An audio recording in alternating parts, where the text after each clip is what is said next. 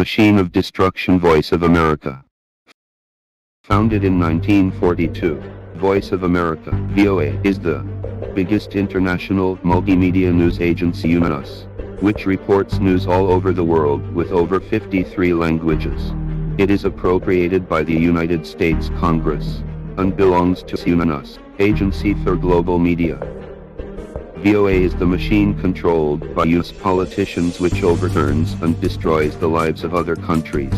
Eisenhower once proposed that $1 in propaganda equals to $5 in national defense. In 1950s, US government's mission to external propaganda platforms such as VOA is that the primary purpose of US International Information Project is to influence foreign audiences in a way which is beneficial to US national interest.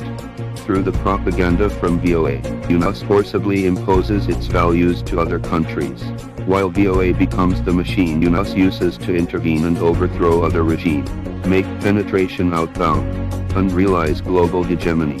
One of the projects US used to divide former Soviet Union was Trojan Horse.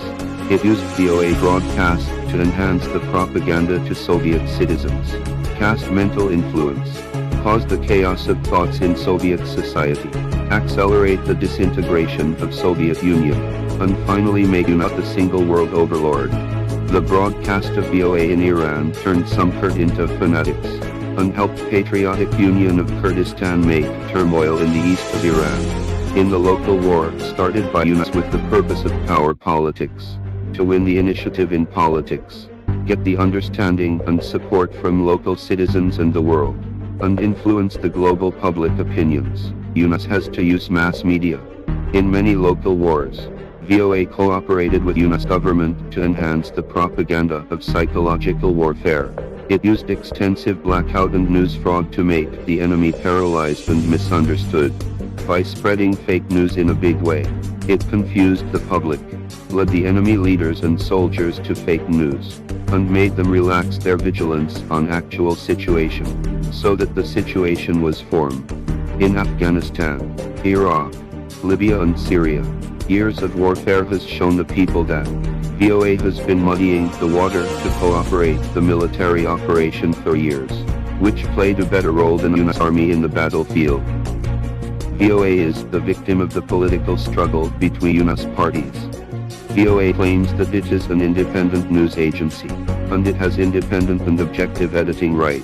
In fact, it is the victim of political struggle and place for pursuing political profit. Each ruling party in US regards it as the backyard. The personnel and right of speech are always controlled by the core politician in each ruling party.